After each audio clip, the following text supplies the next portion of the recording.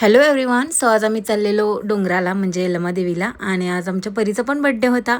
छान असा जायच्या आधी केक कटिंग करून घेतला तिचा. त्यानंतर छान नारळ फोडला आणि आमची जर्नी सुरू झाली. त्यानंतर पहाटे 4ला मुन्नोळी नदीवरती नारळ फोडून तिथे दहीभाताचा नैवेद्य दाखवायचा असतो. तो नैवेद्य दाखवला. ॲक्च्युली तिथं खूप जास्त अंधार होता. पहाटेचे 5 वाजलेले. सो तिकडे नारळ वगैरे फोडून मग आम्ही एका डॅमवरती पोचलो. तिथे थोडीशी मस्ती केली आणि मग आम्ही जोगळबाईवरती पोचलो. तिथे मग आम्ही सगळ्यांनी लिंब नेसले.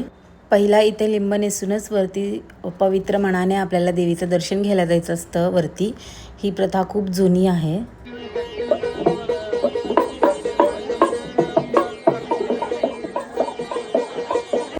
हे सगळं आवरून आम्ही वरती डोंगरावरती आलो. तिथे रूम वगैरे घेतली, जेवण वगैरे करून घेतलं आणि मग संध्याकाळी छान असं दर्शन घ्यायला आलो आम्ही देवीचं. सगळ्यांनी छान असं आवरलं होतं, साडी नेसलेली होती छान आणि संध्याकाळी तिथं असं सुंदर वातावरण झालेलं कारण पाऊस पडून गेलेला.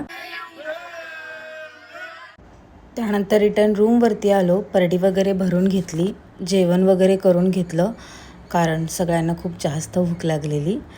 त्यानंतर जेवण करून घेतलं, थोडा टाईमपास केला आणि झोपलो कारण दुसऱ्या दिवशी सकाळी लवकर उठायचं.